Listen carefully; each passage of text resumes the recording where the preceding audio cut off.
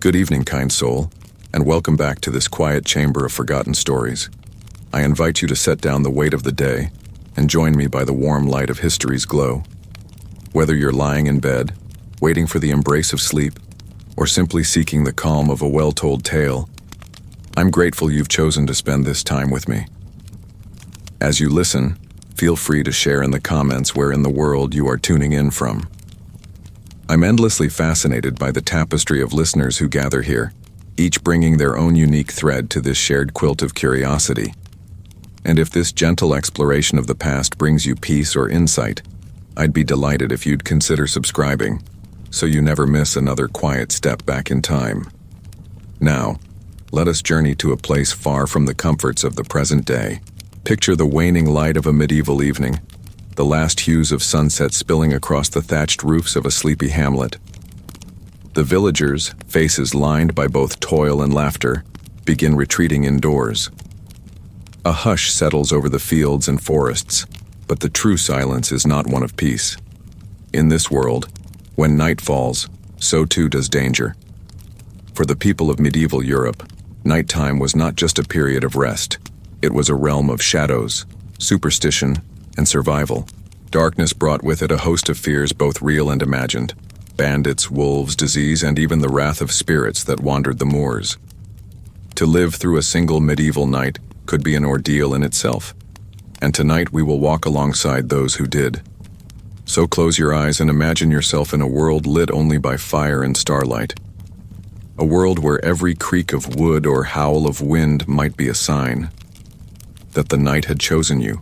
As the final rooster crow echoed across the valley and the last smoke tendrils rose from the open hearths, the villagers of Elderdale, a modest settlement tucked between whispering pines and wild hedgerows, knew that the night was beginning its reign. Unlike our present-day rhythms when evening often marks a time for leisure or even adventure, dusk in the 12th century signaled a time to draw inward, to lock doors with wooden beams, and to double-check the shutter hooks. The stillness was not peaceful. It was a pause before the unknown. The village's cottages stood low and crooked, their walls of wattle and daub swaying slightly in the wind.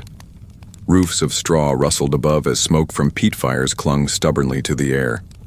Windows, if they existed at all, were small slits covered with oiled parchment or thinly stretched horn, letting in only the most reluctant flickers of moonlight. As the last rays of day slipped behind the trees, the animals were brought in. Hens clucked restlessly, goats nuzzled into the hay, and a lanky hound barked once before curling up by the threshold. The darkness was not just absence of light, it was a signal to survive. Unlike the noble halls lit with iron sconces and flickering chandeliers, village homes relied on rushlights, thin sticks dipped in animal fat that sputtered as much smoke as illumination.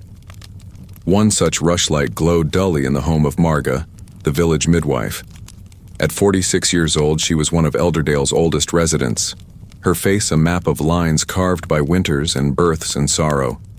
She sat hunched over a scrap of linen, darning the edge of a smock for a neighbor's child.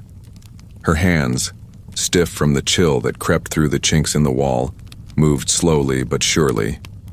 Outside her door, the world seemed to exhale, but it was a breath that carried unease. With nightfall, the woodlands became alive with sound.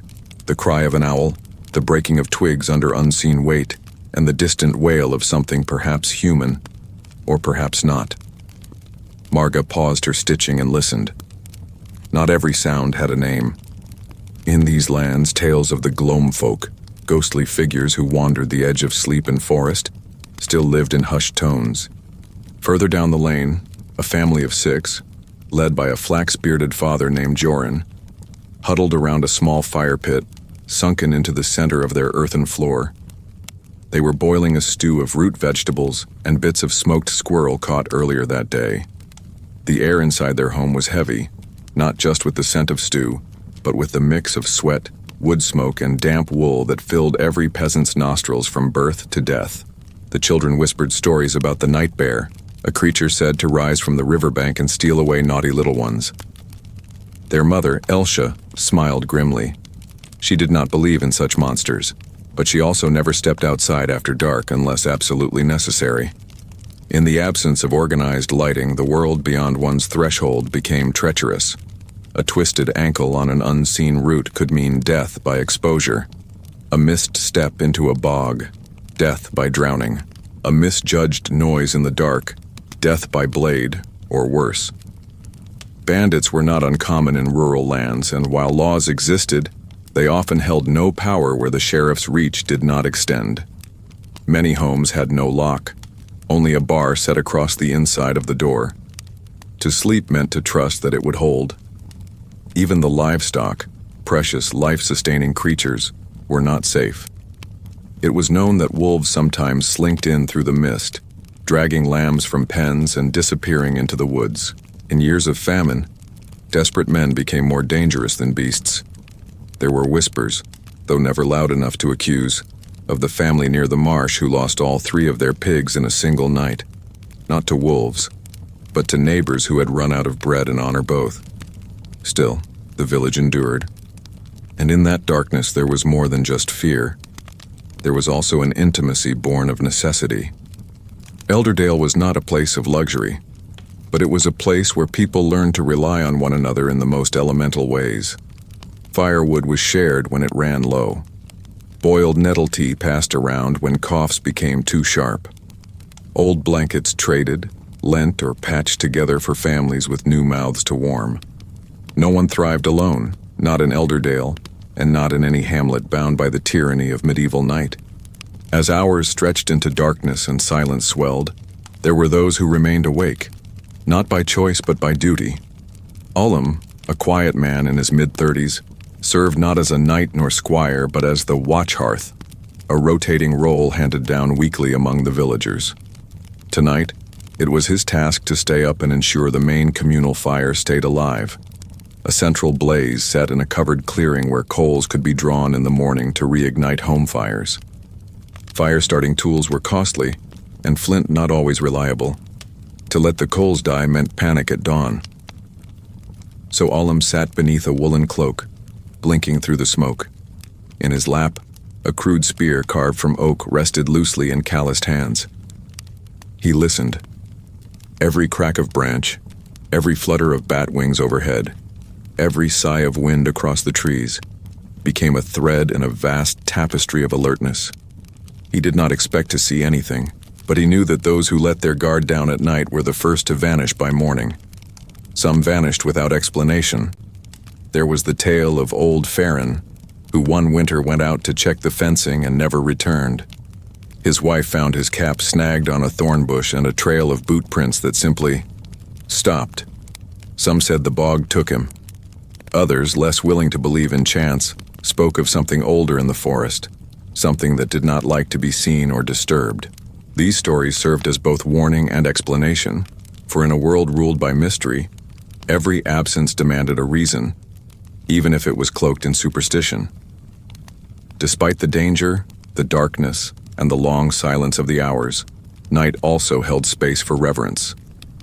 In another cottage, a blind elder named Hilda recited stories to her grandchildren. With a voice softened by time and smoke, she spoke of the ancient fire spirits who brought warmth to the worthy and froze the hearts of the greedy. Her stories were not meant just to entertain, but to pass on the lessons that lived between survival and myth. She spoke of constellations too, their shapes carved in the ceiling of heaven, guiding those brave enough to travel by starlight. The children leaned in, eyes wide, not just to hear, but to feel safer. Hilda's voice, much like the rushlight flickering at their feet, was a beacon in the dark. And so the night deepened, not quickly, but with the slow certainty of a tide. The people of Elderdale curled tighter into their cloaks and blankets. Some prayed, others simply dreamed of sunrise. No one knew what the night would bring, but all had learned to respect it. Night in a medieval village was not merely a stretch of time to be endured until the return of the sun. It was a realm that belonged to forces unseen and only barely understood. Unlike the measurable hours of our digital clocks and buzzing screens, time in Elderdale ticked by in flickers of flame and changes in the wind.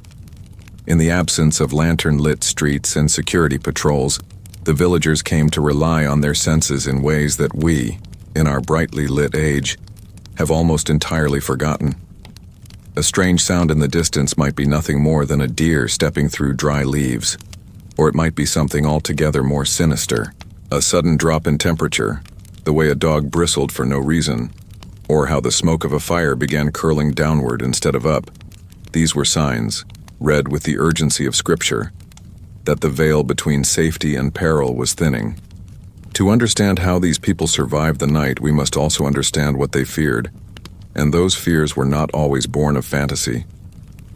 One of the most common and devastating threats was fire. Despite the cold, despite the darkness, the same fire that kept families alive could destroy their entire world in minutes. Homes constructed from dry timber and straw were little more than kindling, and with rushlights and open hearths burning all night long, one careless movement could mean ruin. Every villager in Elderdale knew the story of the weaver's barn, lost 3 winters ago in a midnight blaze that lit the sky like a second sunrise.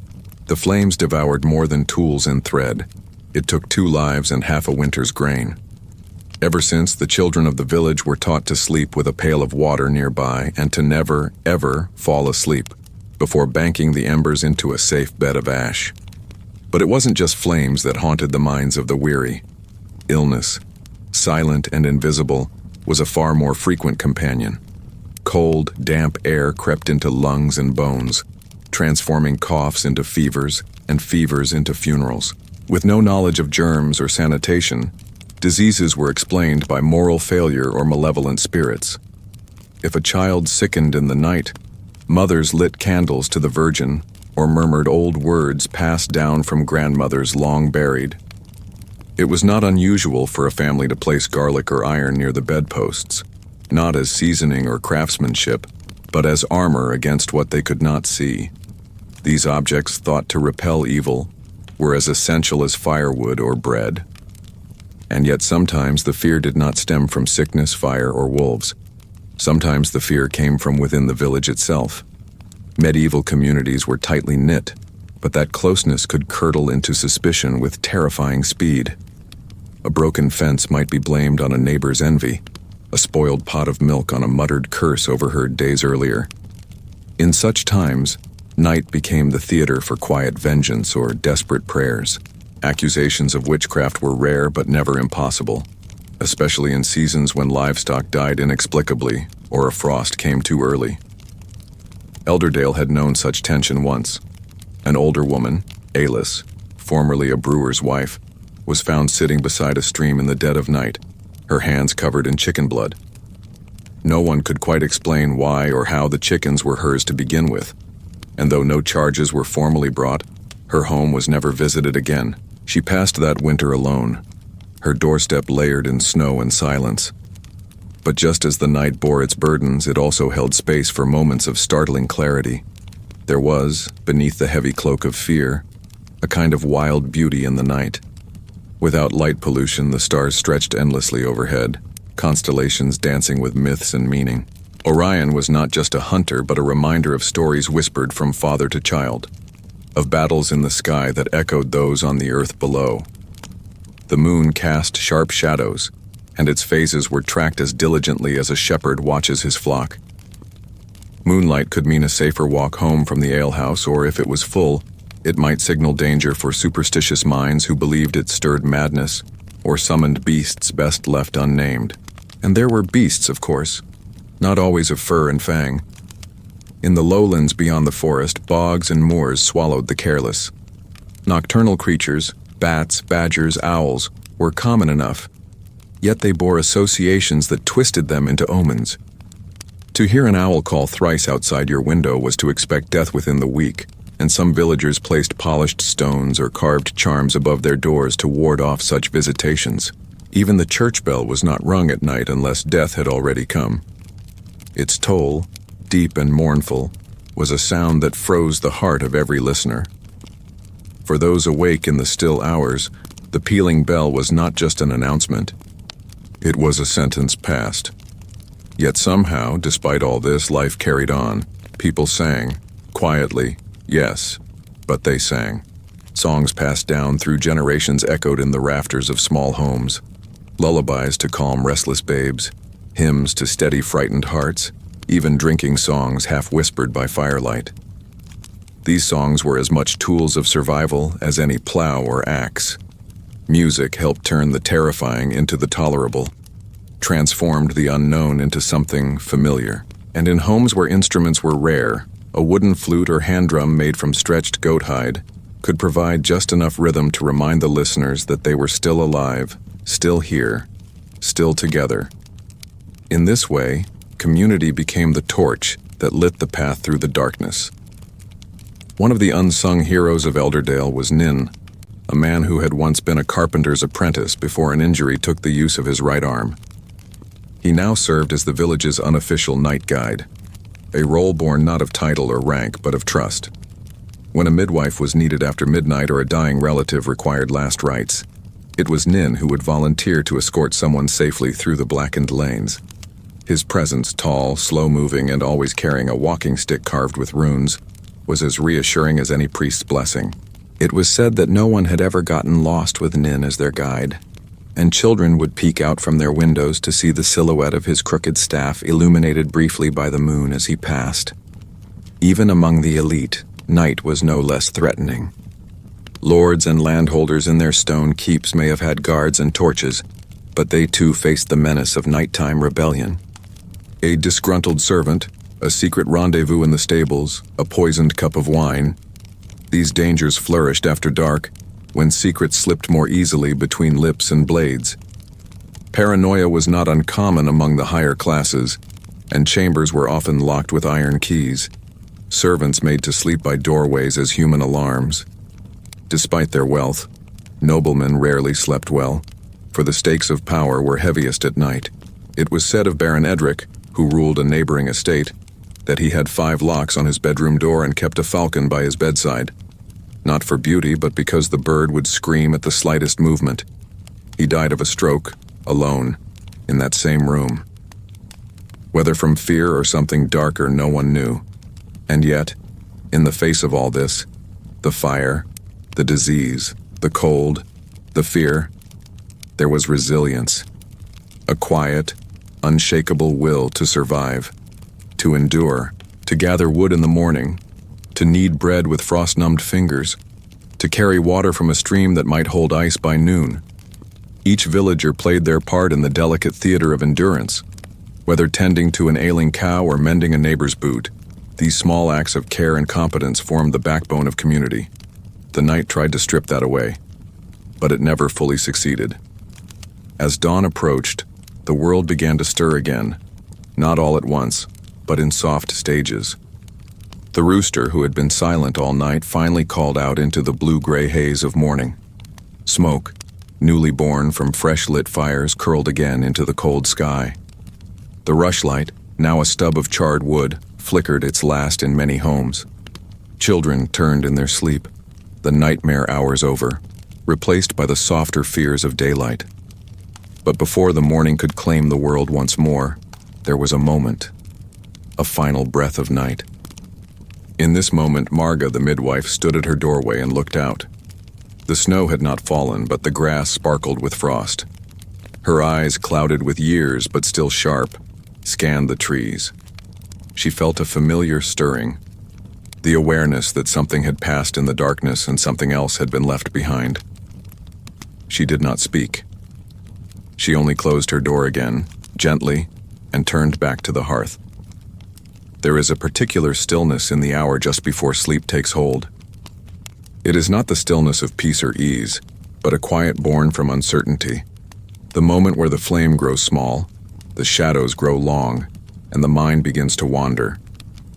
In medieval times, this hour was thick with superstition, and belief became both weapon and comfort in equal measure. In the village of Elderdale, as in many others scattered across the patchwork of medieval Europe, the night was not simply a physical reality. It was a realm governed by the old stories, the half-forgotten customs, and the whispered rituals passed down through generations. These beliefs were not merely entertained in idle moments. They were lived, breathed, and clung to in the same way a man might cling to the last ember in a frozen wind. One such belief that wrapped itself tightly around the village was the fear of the night breath, a cold, creeping presence said to slip beneath doors and into lungs, stealing warmth and will alike. Children were taught not to sleep with their mouths open, and old women hung dried bundles of lavender and thyme above cribs, muttering incantations over swaddled babies as the moon rose. It was said that the night breath could not enter a home that smelled sweet or was filled with song, and so lullabies took on a double purpose, soothing the child and warning away whatever unseen force might be listening in the dark. Whether it worked or not was beside the point. It gave people something to do, and in a world where control was rare, that mattered more than truth. Elders were often the guardians of these beliefs, not because they had read them in books, but because they had lived long enough to see the consequences of ignoring them. Ulfwin, a woman well into her 60s with eyes like storm clouds and a voice that rasped like wind through dry reeds, was known as the memory keeper. She had outlived 2 husbands and most of her children, and though some said she was touched by sorrow, others claimed she had been spared by fate for a reason. She remembered the names of the dead, the years of blight and flood, the winter when the sheep froze standing up in the fields. She remembered every tale, every warning. When someone in the village fell ill, it was Ulfwin who was called, not just for herbs and poultices, but to speak the right words over the fire, to recite the lines that her grandmother had taught her, lines meant to unbind curses and soothe angry spirits. And there were always spirits, not always malevolent, but never entirely gone. The villagers believed that their land was not empty when they built upon it. It had once belonged to others, sometimes to the Romans, whose crumbling stone roads still appeared in the woods like ancient scars, and sometimes to things far older. There were burial mounds to the west, marked by leaning stones etched with runes no one could read, and each spring the children were sent to leave offerings there. A crust of bread, a scrap of wool, a song hummed under the breath. To forget such duties was considered dangerous. One boy had refused once, a cocky lad named Wymond, who claimed the spirits were just old stories for scared folk. That night, a swarm of wasps had filled his chimney, and his family had to sleep in the barn for a fortnight. Coincidence, maybe. But no one ever skipped the offerings again. Even the church, with its worn pews and drafty nave, could not fully erase these older beliefs. The priest, Father Adric, tried to preach fire and salvation, but even he had come to accept that his flock would always blend Christian doctrine with the customs of the soil. He might give sermons on saints and sin by day, but when a child fell ill or a cow gave birth to a calf with a withered leg, he too would murmur prayers to both God and whatever else might be listening. Faith in those days was not a singular path. It was a woven cord, with strands of scripture, superstition, and seasonal rhythm all twisted together. Night, with its deep silence and soft danger, was the canvas on which these beliefs were most vividly painted. Dreams held special meaning, not as random firings of the sleeping brain, but as messages from beyond. A dream of water could mean death. A dream of fire, renewal. To dream of someone already dead was a serious thing. It meant that soul had not yet found rest, and something in the waking world needed to be put right. The dreamer would wake sweating, heart pounding, and recount every detail to an elder or healer who would interpret the message. Sometimes it led to a burial being redone with the proper rites. Sometimes it required a family to confess a long-buried truth. Silence was considered dangerous, because the dead did not like to be ignored. And yet, not every belief was rooted in fear. Some were meant to bring light. In the home of a young couple, Taryn and Mela, nightfall was welcomed with a quiet ritual. Every evening before sleep, they would take a moment to speak aloud 3 things they were grateful for. It might be a full bowl of stew, a warm stone placed at their feet, or simply the absence of pain. They believed that gratitude protected the soul, that thankfulness was a shield against misfortune. Whether or not it worked, they always slept soundly, faces soft in the firelight, hands linked beneath the woolen blanket. Outside their home, the world kept moving. In the forest, animals foraged, unseen and unconcerned with human fears. Insects chirped their endless songs, and wind whistled through hollow trees like the low moan of a distant horn. The natural world did not pause for superstition. It carried on, indifferent, beautiful, and sometimes cruel. The people of Elderdale knew this. They had learned to respect the rhythm of nature not because they romanticized it, but because they had no other choice. The woods gave them berries and firewood, but also snakes and biting flies. The river brought fish and clean water, but in spring it could swell and wash away an entire field. The earth was generous, but never promised mercy. In this fragile balance, the villagers created small acts of control. Iron nails were hammered into thresholds to keep the Fae at bay. A red ribbon tied around a newborn's wrist was thought to ward off envy. Bread was always broken before it was eaten, never bitten directly. Not doing so might offend the household spirits, who lived in the corners of the home and watched everything. These rituals, though small, gave structure to lives that were otherwise vulnerable to chaos. And perhaps the most powerful belief of all was that of the hearth. More than just a place to cook or warm one's hands. It was the sacred center of every home, the heart that beat even when the world outside was frozen solid. To let the hearth go cold was more than an inconvenience. It was a sign of failure, of defeat. Each morning the coals were stirred and coaxed back to life with reverence. The act of rekindling the fire was almost a prayer in itself. Even the children, once old enough, were taught to tend the hearth as a sacred duty. The flame was not just warmth, it was continuity, memory, home. As midnight passed and the hour turned toward 3, a subtle shift occurred in the air. This was the deepest part of the night, the time when even the restless animals had quieted, when the world seemed to hold its breath. In this hour, the dreams grew stranger, and the wind carried sounds that had no origin. It was during this hour that old Alis, the ostracized woman with the bloodied hands, would sometimes be seen walking the perimeter of the village, her form just barely visible beneath a tattered shawl. Some said she walked to protect the village. Others believed she was communing with the things that lived between the trees, but no one dared ask her, and none invited her in. This was also the hour when births happened most often and deaths as well. The two transitions, in and out of the world, both seemed drawn to the silence of this moment. Marga, the midwife, had learned to trust this hour, though it frightened her. She said the veil between worlds was thinnest now, that those being born often came with knowledge in their eyes and those dying left with a final whisper on their lips, sometimes in a language no one recognized.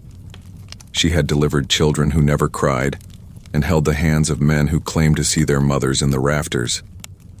These moments were not shared lightly, but in confidence, behind closed shutters and guarded glances. And still, the night held. The stars wheeled overhead. The frost deepened. A dog barked once and then was silent. Somewhere in the woods, something cracked, a tree limb, or something else entirely. But inside the cottages of Elderdale, people slept. Restless or peaceful, dreaming or still, they slept. And the village dreamed with them, holding its breath against the dark, waiting for the sun. As the deepest hours of the night wore on and the breath of dawn had yet to stir, there came a particular kind of cold that was different from the evening's chill. This was not simply the bite of frost or the stiffening of fingers. It was a cold that crept into the bones and stayed there. A quiet, oppressive weight that made even the strongest question how much more they could endure. In Elderdale, as in many villages of its kind, this was the time when firewood ran lowest, when bellies growled the loudest, and when hearts, though determined, began to falter under the unrelenting press of winter's grip. This cold wasn't always physical. It was also the weight of memory and repetition. The villagers had survived countless winters, and yet each one seemed to carry a slightly sharper edge. No two seasons were the same, and it was the unpredictability that gnawed most at the spirit.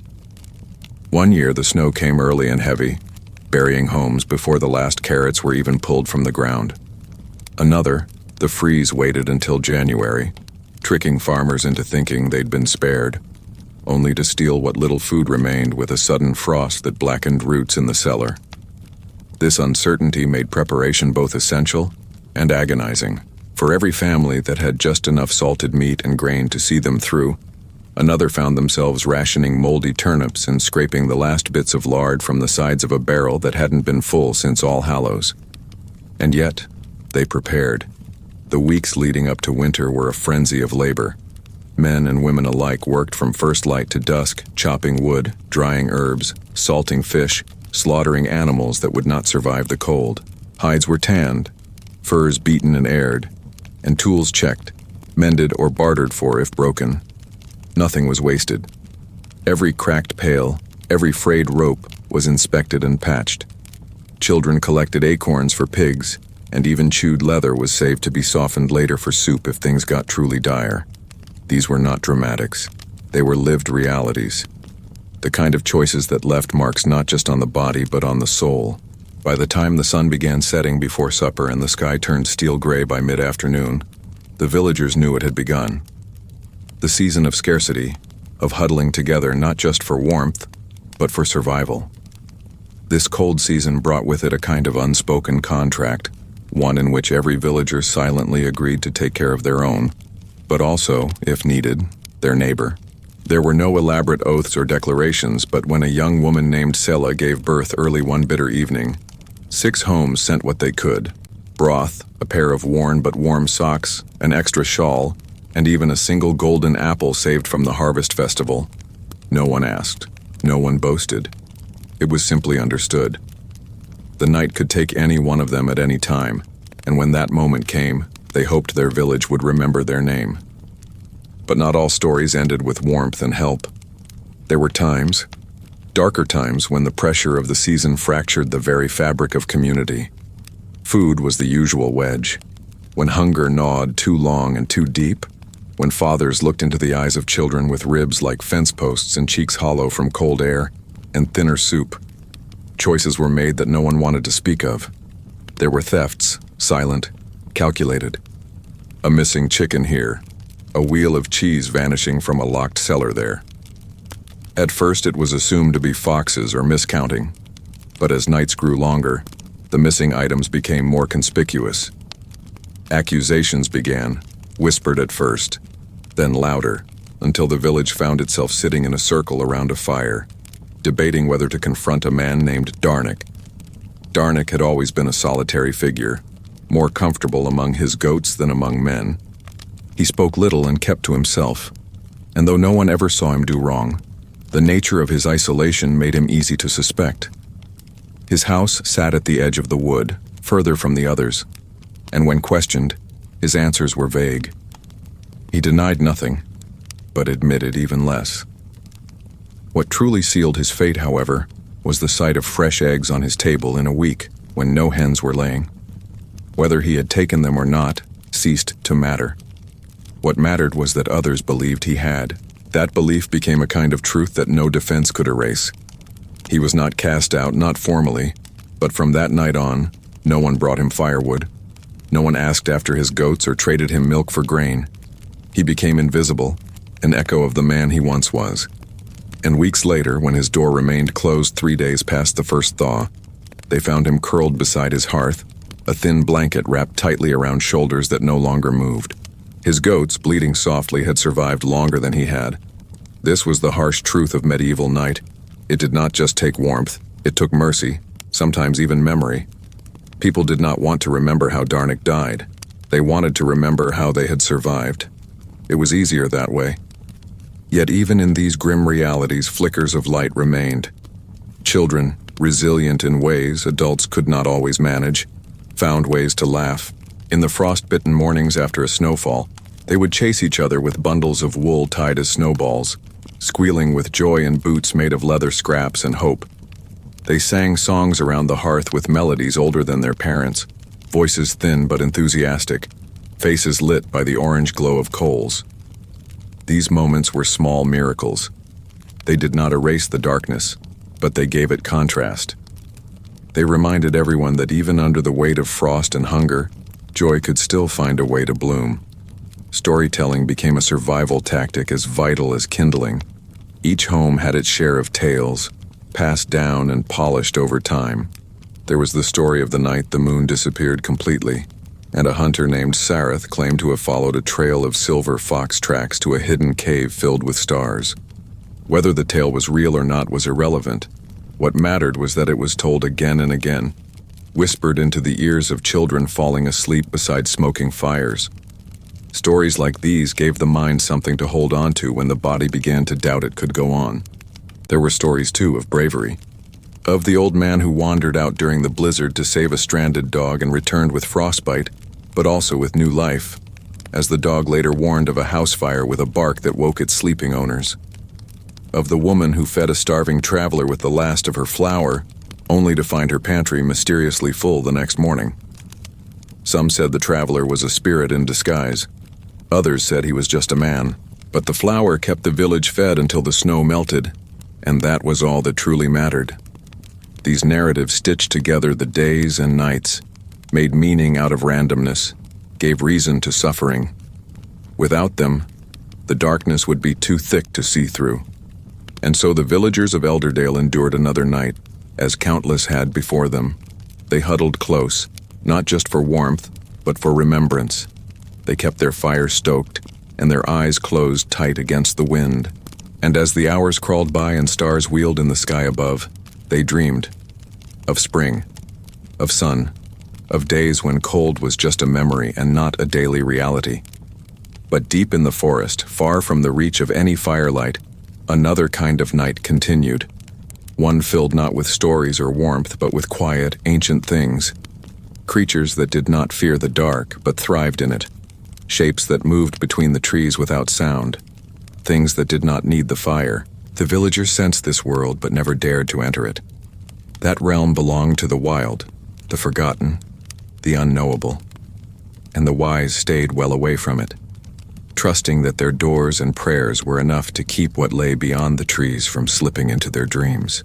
In Elderdale and in villages like it across the mist-wrapped map of medieval Europe, there came a moment in the final hours of the night when even the fire seemed unsure of its purpose. The flame grew still, not quite out but no longer dancing. It flickered only when someone stirred, as if responding to breath more than draft. These were the hours after fear had exhausted itself, when even the mind's restless ghosts had grown tired of pacing. The hush that fell was not just silence, it was a kind of reverence, as though the world itself was holding vigil, waiting for something sacred to arrive. And in a way, it was. For the people of Elderdale, this thin sliver of time was neither night nor morning. It was something older, something they didn't name. Those awake at this hour often did so not by choice, but by the demands of responsibility or the whims of the body. An aching joint, a crying infant, a stubborn cough. These things would stir a person from sleep and place them directly into that strange, liminal space between worlds. And once awake, one did not speak loudly or move quickly. The stillness demanded a kind of respect. It was during these hours that the village's small chapel often received its quietest visitors. Though the chapel doors were officially closed at night, they were never locked. Father Adric, the village's priest, believed that to bar a place of sanctuary was to misunderstand its purpose entirely. And so, by candlelight or moonbeam, villagers would sometimes slip in and sit alone on cold wooden benches, whispering words not meant to be heard by others. These weren't formal prayers, not the kind sung in Mass or chanted in Latin. They were confessions, promises, pleas whispered into the rafters, where perhaps some kind ear might be listening. One such visitor was Elric, a man nearing 40 with weathered hands and a face that rarely smiled. He had buried 2 sons in the span of 3 winters, one taken by fever, the other by a horse's wild kick.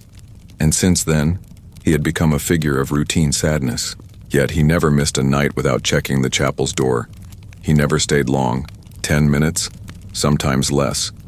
He would touch the edge of the altar, press his forehead to the stone, and leave. It wasn't about answers, it was about witness.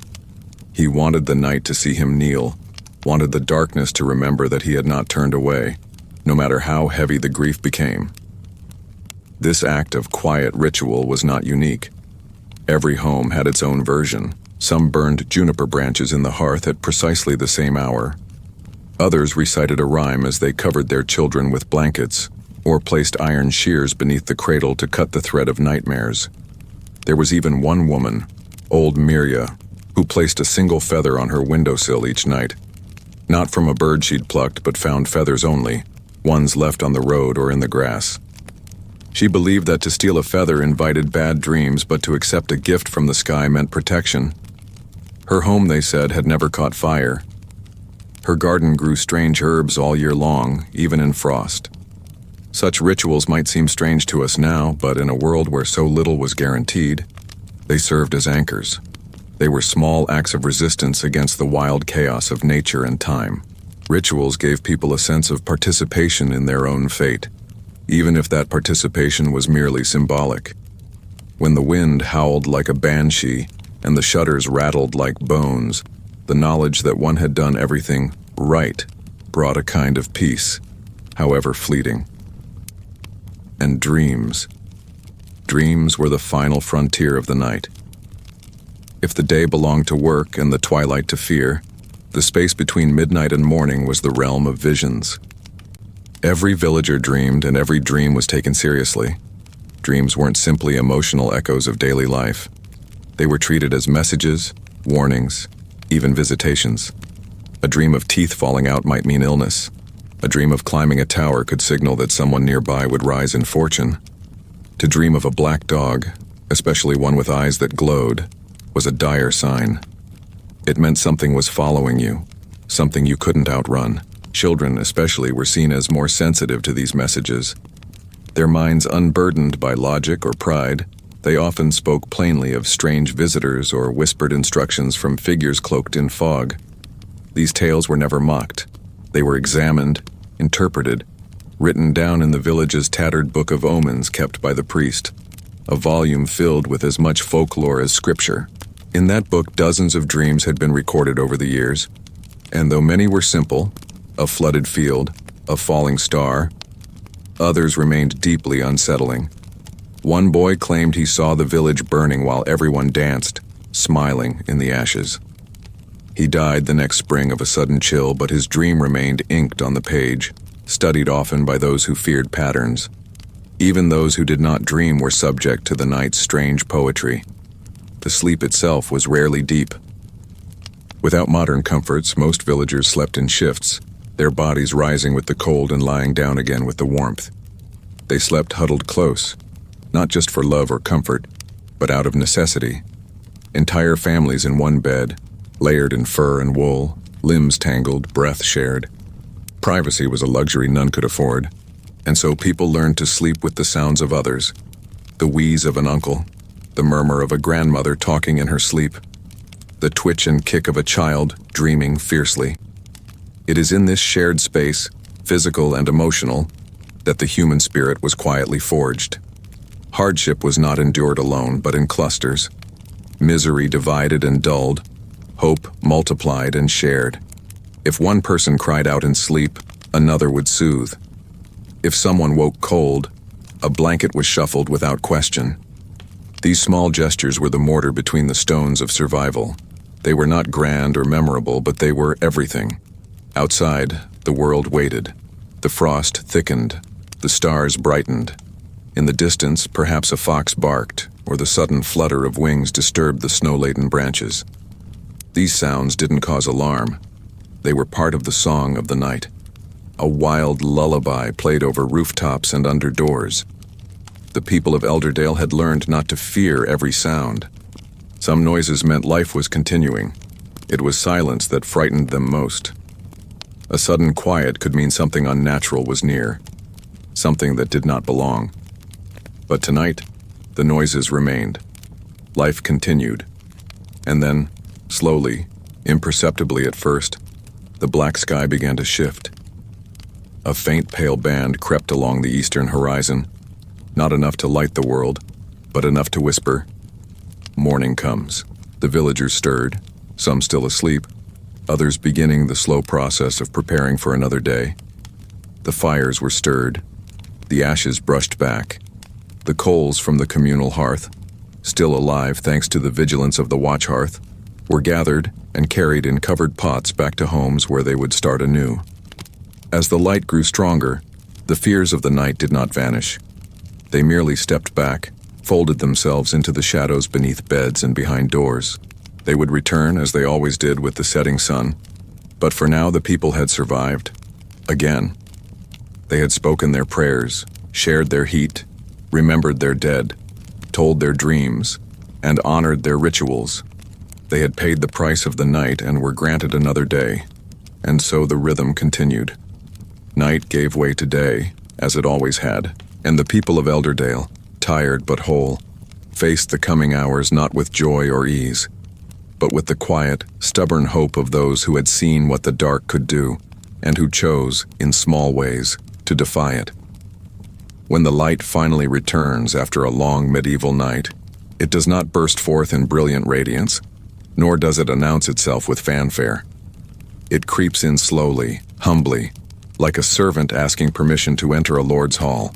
The horizon softens from black to bruised indigo, then gradually to a muddy gray that barely pierces the mist hanging low over the village roofs.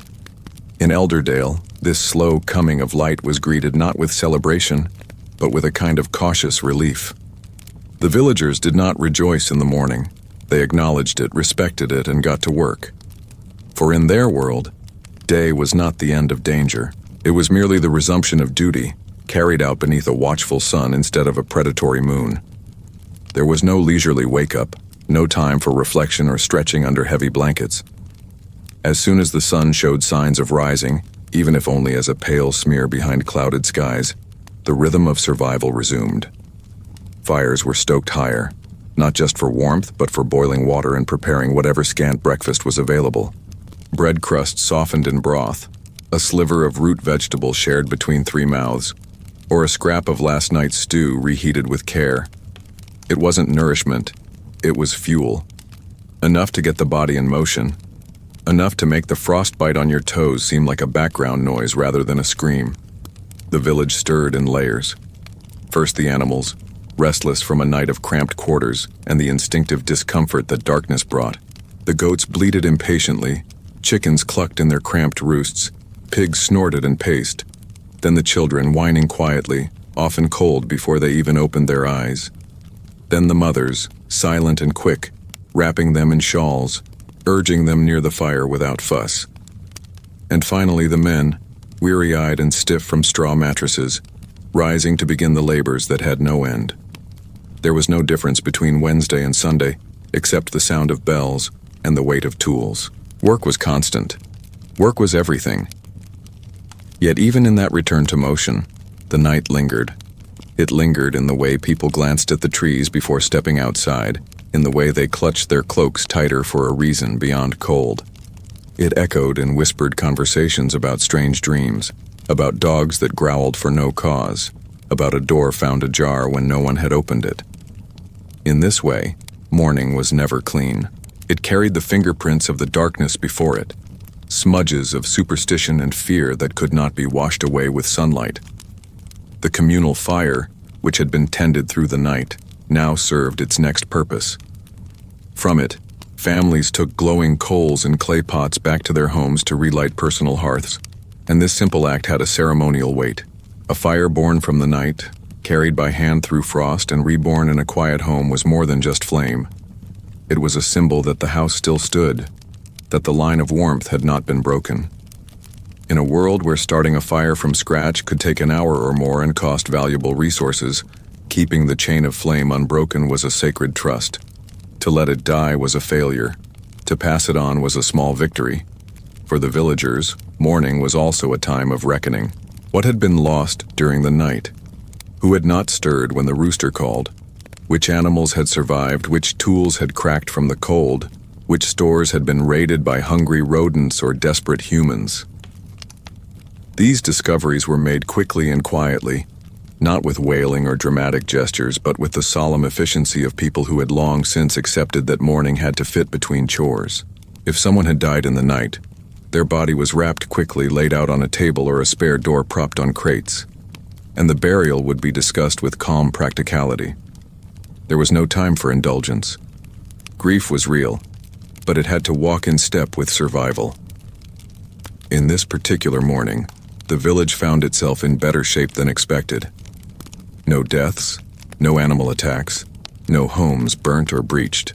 A minor miracle, and one that Father Adric would later refer to in his morning sermon as a sign of favor from both heaven and heritage. He always made sure to remind his congregation that survival was not just a blessing from God, but a reward for adherence to tradition. Ritual, after all, was a language understood by both the divine and the dead. Yet beneath this surface of survival, the villagers remained marked by the night in subtle ways. The way old Hilda pressed her palm to the doorframe before stepping outside, muttering a name long forgotten. The way young Bram refused to speak at all until he saw the sun touch the stone on his windowsill. The way Marga sat by her hearth, tracing circles in the ash with her finger before she allowed herself to eat. These gestures were not taught, not spoken of. They emerged from the slow alchemy of repeated trauma, from the deep wisdom of ancestors who had also endured. The land itself bore witness. The morning frost clung stubbornly to the grass, revealing footprints, some expected, others not. A single line of prints leading from the well to the edge of the woods, not deep enough for a man, not small enough for a dog. It was noted but not discussed. The villagers had learned not to give shape to every shadow. To name a thing gave it strength. And so the unknown was simply absorbed into the day's work, its mystery folded into the ordinary like a stone baked into bread. You chewed around it and moved on. Children returned to their tasks, gathering eggs, fetching water, sweeping mud from doorways. But they did so with a hesitation that had not been there in summer. The long nights made them wary, more alert to creaks and movement in the corner of their vision. Childhood was not protected in these villages. It was molded by necessity, aged by observation. A 6-year-old in Elderdale had seen more real suffering than many people today will in their entire lives. And yet they laughed, they played, they found joy in snow patterns and stories and the rare sweetness of dried fruit saved from the harvest. That was their defiance. Their laughter was sharper than any sword. The adults took to their fields and shops as soon as light permitted. The blacksmith, Harbin, spent the morning thawing his tools and checking the forge, cursing quietly as he discovered the bellows had stiffened from the cold. The tanner set out frozen hides to warm, cracking them back into pliability. The baker scraped ice from his flour stores and muttered a prayer as he measured out the last of the week's grain. These were not great labors, not noble quests. They were repetitions, motions that had to be performed whether or not one's heart was in them. To stop was to fall behind. And in winter, falling behind was the first step toward not surviving at all. The cycle was relentless, but it was also, in its way, comforting. Routine gave the villagers a thread to follow through the chaos. As long as they chopped the wood, salted the meat, mended the boots, and patched the roofs, then they were participating in the great contract between themselves and the world. A contract that read, "If you do all these things, perhaps you will live." And so the morning passed into midday, and midday into afternoon.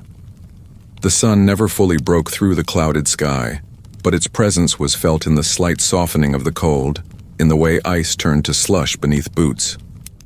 People spoke more freely as the light grew stronger. Jokes were shared, news passed from door to door, songs hummed with a little more volume, but always with one ear tilted toward the horizon, measuring the day's remainder, preparing already for the return of night. Because no matter how many rituals were performed or prayers recited or fires kept burning, the villagers knew that the darkness would come again, and it would come asking questions. Who had been careless? Who had grown lazy? Who had forgotten the words that must be said, the offerings that must be given, the rules that must be followed? The night was not merely darkness. It was judgment. And so, even in the day's brightest hours, the people of Elderdale lived as though the night watched from the edges. Not with paranoia, but with practiced respect. They knew what the dark was capable of. They had seen it steal breath and warmth and laughter. But they had also seen each other, had watched the way neighbors became family, the way strangers shared crusts of bread, the way old stories carried truth across time like a lantern, and in that shared memory, they found the courage to keep going. Even when the sun stood highest and the chores of the day churned forward in their endless rhythm, the memory of the night lingered. It was in the way people carried themselves, in how they listened for meaning in silences and paid close attention to stories retold beside the fire. In Elderdale, The night wasn't just something that happened between sunset and dawn. It was a force, a teacher, a sculptor of the soul, and long after its darkness had retreated, its touch remained. Not as a shadow, but as a shaping hand. These were people who lived not just from one day to the next, but from one darkness to the next, each sunrise earned through survival. The night had a way of revealing truth that daylight did not disturb. In the stillness, stripped of noise and busyness, the soul found space to reflect, sometimes unwillingly. Regrets rose like mist, memories sharpened like thorns. People remembered harsh words said to a loved one, or the silence that followed a long-held grudge. Many in the village had made peace with the idea that forgiveness was not just a virtue, it was a shield against the unknown.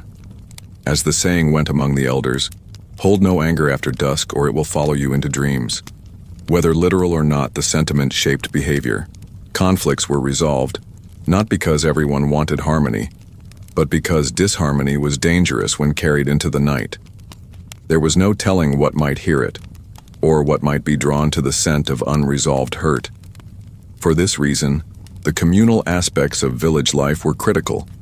Solitude, especially prolonged solitude, was regarded with suspicion.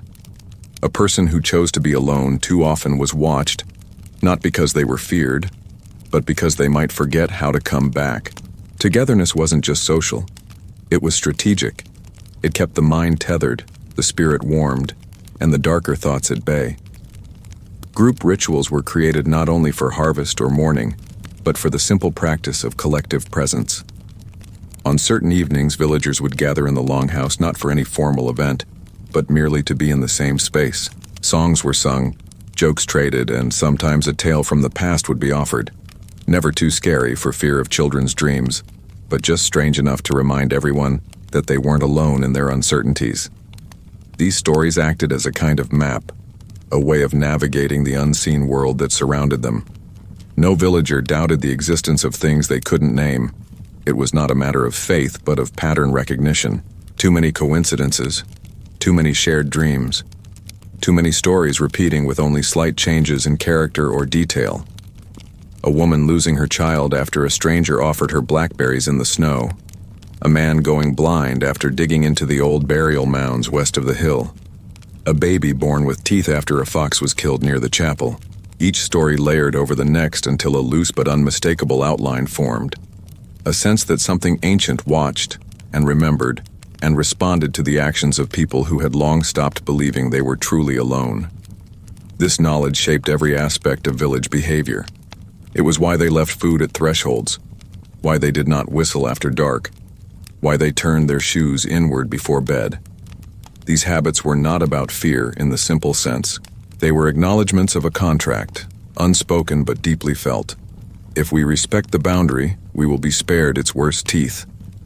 And when something did go wrong, as it inevitably did, they responded not with helplessness, but with ritual.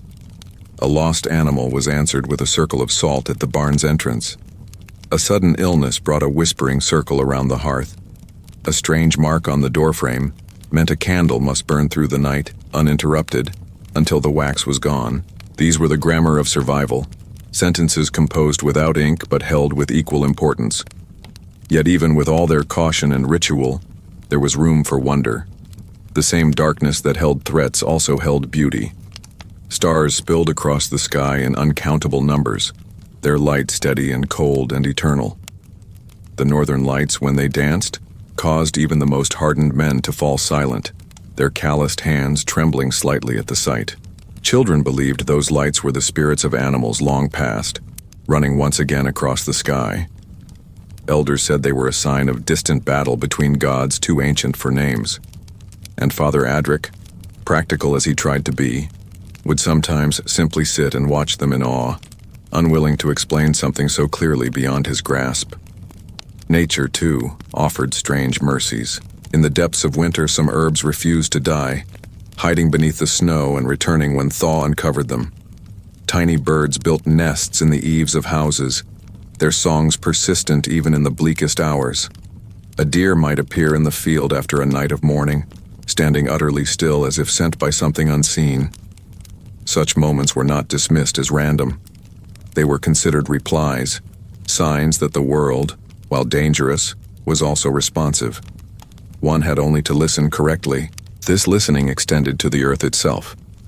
Farmers in Elderdale often spoke of how the soil whispered before a change in season, the way it held footprints differently, the smell it gave off when turned, the sound of water moving beneath it. These subtle cues informed when seeds were planted, when animals were bred, when timber was harvested. The villagers believed the land had a memory, and to act against that memory was to invite ruin. There had been a time, many years before, when a new family from the southern border had ignored these traditions and planted before the blessing of the plow. Their crops grew quickly, but withered before harvest. The fields have not been used since. This respect for time and sequence extended into every household. Days were divided not by hours on a clock, but by tasks and transitions. The time for bread, the time for wool, the time for song, the time for stories, and always the time for silence. In every home there came a point in the evening when conversation ceased, and each member of the family sat quietly by the fire, watching the flames as if waiting for them to speak. No one was taught this moment. It was simply inherited. A collective memory, shared across bloodlines and centuries. Perhaps it was the spirit preparing for sleep. Or perhaps it was the village itself exhaling after another day survived. By the time the sun had begun its descent once again, casting long golden fingers through the branches and over the frozen earth, the people of Elderdale were already adjusting. Tools were put away not lazily but with reverence. Livestock were brought in with gentle hands. Water buckets were refilled and stored where they would not freeze. Children were called inside not with shouting, but with the firm rhythm of a bell rung twice. Evenings did not begin. They were constructed layer by layer like the stacking of stones in a wall that might be needed to hold back a flood. And as they sat down to their humble meals, roots, grains, maybe a rare scrap of meat, they did so with the awareness that they were eating not just for strength but for protection. To face the night hungry was to invite weakness, and weakness could be smelled by things that did not knock before entering. These beliefs were not paranoid. They were functional. Survival required belief just as much as it required warmth. Once the last spoon scraped the bowl and the final ember was stirred into a small, hopeful flame, the people turned inward. Doors closed, shutters latched, and candles lit once again. And though they had lived a full day beneath the sky, the villagers understood that they were never free from the influence of the night. It watched them prepare. It waited to return, and they would be ready, not because they had defeated it, but because they had never stopped honoring it. To survive the medieval night was to do more than simply keep breathing. It required a kind of endurance far deeper than flesh, a mental resilience, forged not in moments of triumph, but in the countless silent acts of defiance carried out when no one else was looking. In Elderdale, survival was not defined by a single dramatic event. It was built through repetition, the daily choice to rise, to continue, to believe that light would return even when all evidence suggested otherwise. And it was within this repetition, this often invisible perseverance, that the true strength of the village lay, not in sword or shield, but in the minds and hearts of its people. The weight of hardship did not land all at once. It accumulated like snowfall, flake by flake, moment by moment, until the roof creaked and bowed under the strain. Most villagers learned to carry this load early in life. From the age of 5 or 6, children in Elderdale understood that their hands were needed, that they were part of the machine that kept their family alive. There were no buffer years, no adolescence as we think of it today. Childhood was a brief introduction, not a protected period. A boy who cried too often was gently, or not so gently, taught to hold it in. A girl who hesitated to butcher a chicken or carry water through sleet would be assigned the task again and again until she learned. This was not cruelty. It was conditioning. Kindness was offered often, but indulgence rarely. And yet, despite these expectations, the people of Elderdale were not cold. They laughed often, sometimes unexpectedly, with a kind of sharp joy that felt like fire in the chest. Their humor was wry, built around shared suffering and the absurdity of life in a world that offered few certainties. They told jokes about cows with more intelligence than their owners, or about ghosts who complained about bad stew. Even the children, who bore the heaviest burdens for their age, found mischief in hiding turnips or mimicking the priest's sermons with exaggerated solemnity. These moments were more than distractions. They were necessary. They broke the monotony of fear and offered temporary escape, cracks in the wall through which hope could slip, unseen but felt. But not all burdens could be shaken off with laughter. There were villagers who carried invisible scars, who moved through the world with a silence that said more than words. Torin, a former messenger who had once traveled between parishes with letters stitched into his sleeves, returned home after witnessing a winter siege. He no longer spoke unless spoken to, and even then his voice was barely audible. He took up work repairing fences and thatching roofs, tasks that allowed him to be outside, alone, away from enclosed spaces and loud conversation. Though he did not share his story, everyone in the village understood that something had been taken from him that would not return, and in their own way, they protected him. Meals were left on his doorstep. His boots were mended without asking. His silence was honored, not questioned. This kind of communal accommodation was part of the village's deeper wisdom. They had no formal healers of the mind, no philosophers to explain trauma or despair, but they had instinct. They knew that those who suffered needed space to carry it, that no two wounds healed the same way. And so, the broken were not shunned. They were allowed to move more slowly, to do different work, to be given space at the fire without being asked to fill it with words. One of the ways the people coped was through narrative. Not just the storytelling around the hearth, but the personal narrative each person carried inside themselves. These inner stories were critical. They gave shape to suffering, cast each loss into a wider arc of meaning. When a crop failed, it wasn't just a disaster, it was a test. When a child died, it was not just tragedy. It was a mystery that might be explained in time. The villagers believed in signs and omens not only because they feared what might come, but because they needed to make sense of what had already arrived. Randomness was the true terror. Meaning, even painful meaning, was manageable. Ritual helped too. For the grief-stricken, there were prescribed actions, ways to mourn that were known and followed. When a wife lost her husband, she wore a black shawl for 40 nights and hung a strip of cloth across her door. Neighbors knew to bring her food, but not conversation. When a parent buried a child, they placed a carved figure in the earth with the body, something of the child's, something they'd touched. No one spoke during the burial. Silence was its own liturgy. These customs were not negotiable. They were anchors. Without them, grief could become madness. But not all struggles came from loss. Many arose from the daily erosion of dignity under the weight of poverty. Hunger had a way of reducing a person, not just physically but mentally. It sharpened tempers, shortened patience, made every decision heavier. A bad day was not just unpleasant, it could be dangerous. If a loaf was dropped, if a jar of lard cracked, it wasn't just waste. It was time stolen from survival. And so tempers sometimes flared. Words were spoken that could not be taken back. But rarely did grudges last long. There was simply no space for them. Reconciliation, while not always heartfelt, was always practical. A divided village was a weaker village, and weakness was unacceptable. And so the people endured, not through grand gestures, but through small, consistent choices. The woman who shared her last clove of garlic. The boy who gave up his spot near the fire for an elder. The man who stayed up late to repair someone else's broken cart axle without being asked. These moments were not praised. They were expected, and in that expectation, they became the fabric of life.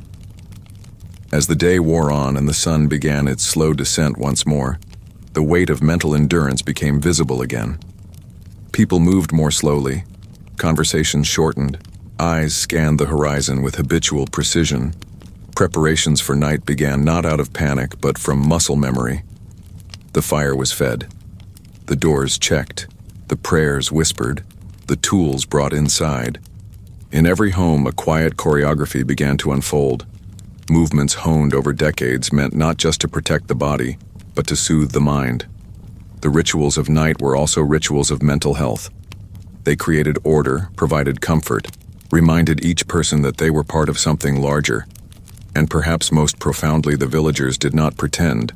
They did not lie to themselves about the dangers of the night. They faced them with eyes open, with hearts armored not by ignorance but by experience. Fear was not banished, it was managed, contained within custom, wrapped in belief, shared among the many. In this way, it did not consume them. Even the children understood this balance. They learned that it was okay to be afraid but not to freeze, that tears could fall, but only after the firewood was stacked. That nightmares came, but so did morning. These were the lessons that lasted longest. Lessons passed from parent to child not in lectures but in example, in how one stood when the wind howled, in how one reacted when a shadow moved at the edge of the field. And so, as the sun dipped below the trees and the first chill of evening whispered against the windows, the people of Elderdale prepared once more, not with dread but with resolve. The night was coming. It always did. But so far, they had met it. They had endured. And they would do so again. As the sun's last rays slipped behind the black skeletons of trees, casting long shadows across fields stiff with frost, the people of Elderdale once again turned inward. The moment the sky gave up its gold for slate, the day was no longer theirs. It now belonged to something older, something colder, something that did not care for the toils or triumphs of humankind. The villagers did not resist the night. They welcomed it with the wary reverence of a soldier saluting an ancient enemy. They had long ago stopped trying to beat back the dark. Instead, they made peace with it, bargained with it, and in doing so, survived it.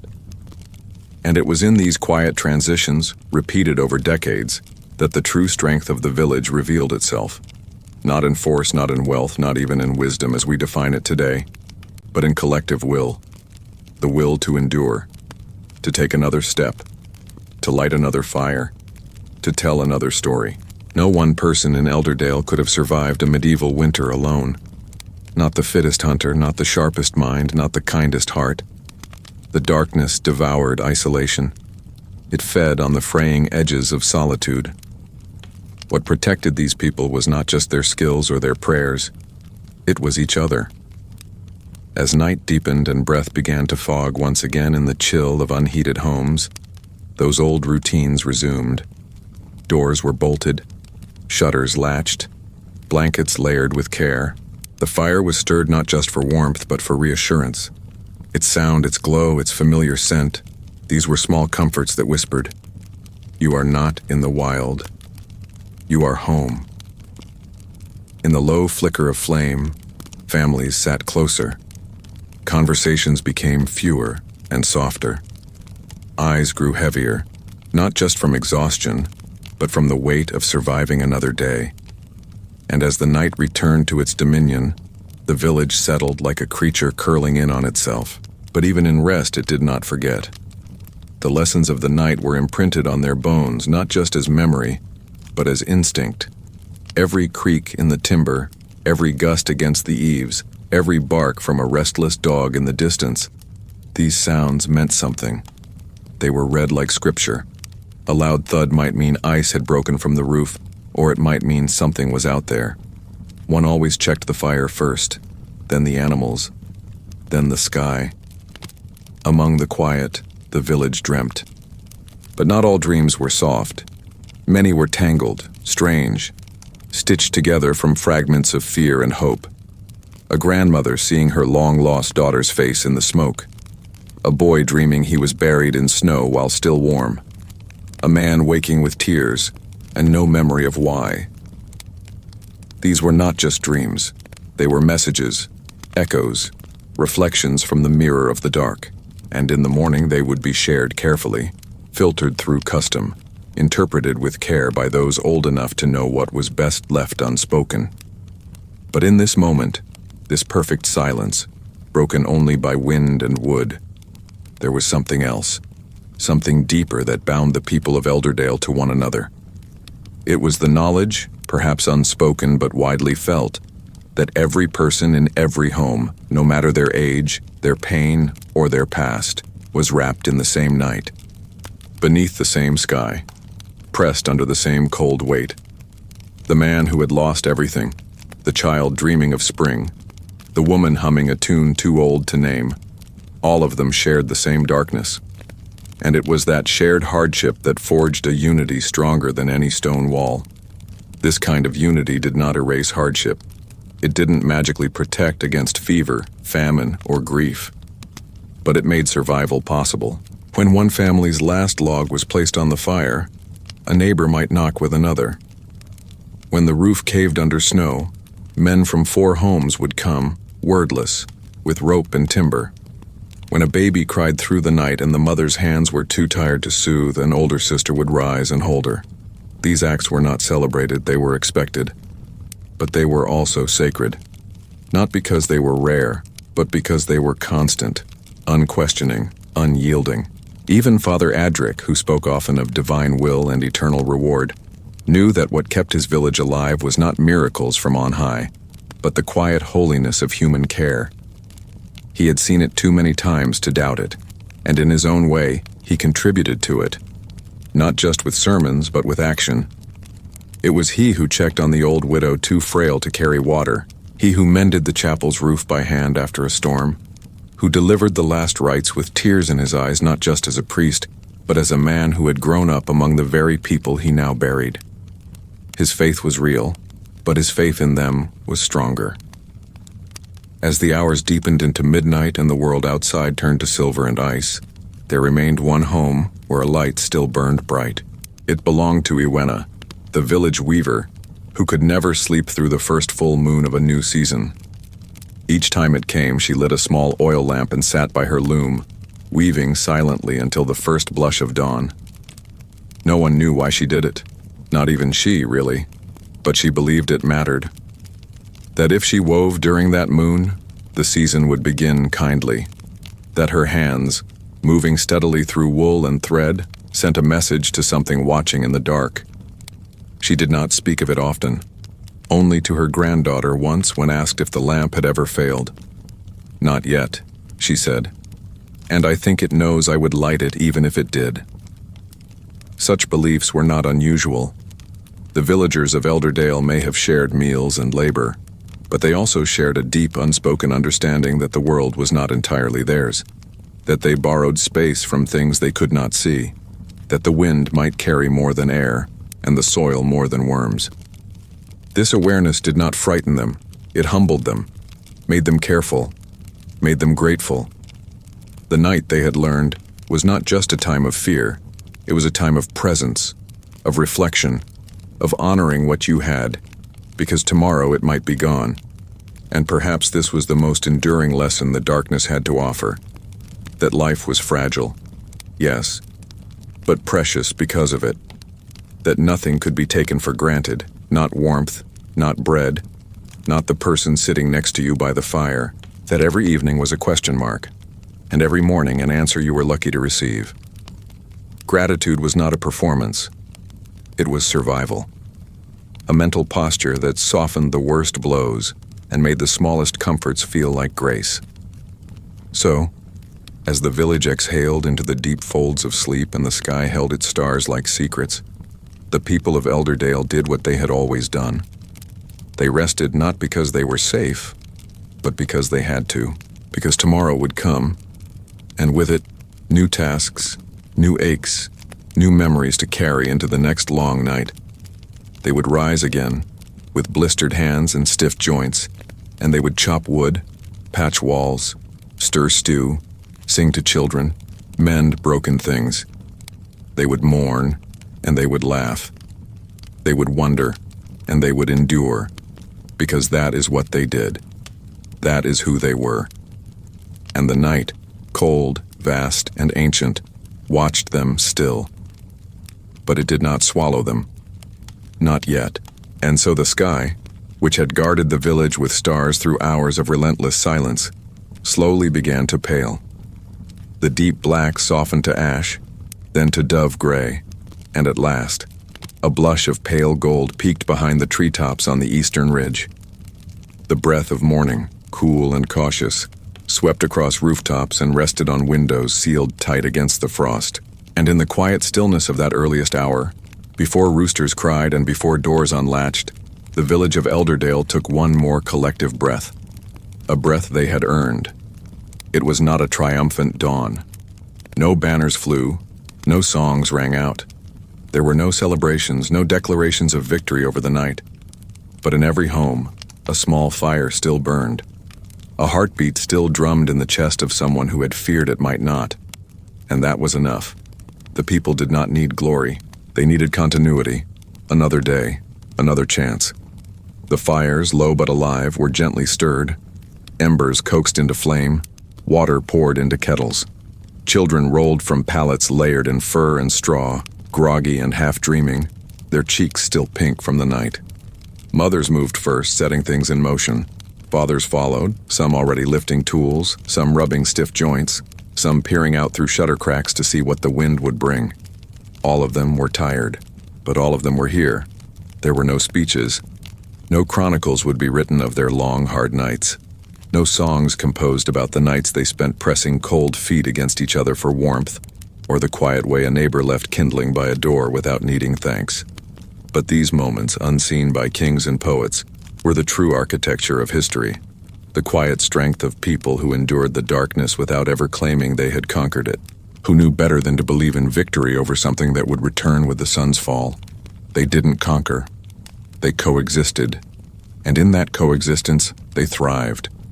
Not in the way we often define it today, but in the most sacred of terms. They stayed. Staying was everything. Staying meant passing on stories. Staying meant preserving the rituals. Staying meant keeping watch when someone else couldn't. And in that staying, they left behind something more durable than stone. They left resilience woven into the air, the land, the silence. You see, what we often forget is that resilience is not loud. It does not shout. It does not wear armor or stand tall on a battlefield. It kneels by a sickbed. It mends a boot for the third time. It splits the last onion 3 ways. It sings a lullaby with a hoarse voice and no tune left in it. Resilience is quiet, and it lives in the small villages, in the hidden corners of the world in people who no one will ever know, but whose descendants walk because they did not fall. So the villagers of Elderdale did what they had always done. They swept the floors, fed the animals, broke their bread, and salted it with patience. They lived simply, and they lived together. They faced the dark not because they had to, but because they chose to. And in that choice, they gave us something we still carry: the knowledge that humanity does not require light to find hope. Only each other. And now, dear listener, wherever in the world you are, whether this finds you in a soft bed or a quiet chair, in the dark hours of night or the gentle hush of morning, I hope you've felt what I've tried to share. Not just a tale of hardship, but of beauty, of a people who didn't have electricity or medicine or safety as we know it, but who had each other and who built a life anyway. If this story spoke to you, I'd love it if you joined our growing community here. Subscribe to the channel so you'll always have a place to return to when you need a voice to walk with you through the past. We explore more than facts. We explore feeling, memory, the soul of history, and I would be truly honored to have you here again. But more than that, I'd love to hear from you. Tell me in the comments, what part of this journey stayed with you? Did something remind you of your own life, or of someone you love? Do you have family stories passed down through generations? Have you ever felt the kind of stillness we spoke of tonight? Share them below, not just with me, but with the others here. Because this isn't just a channel, it's a fireside, a village in its own right. And we are all better when we gather together. Thank you for spending this time with me. May your night be warm, your heart full, and your dreams kind. And no matter how dark it gets, remember, dawn always comes. Until next time, sweet dreams, and stay close to the fire.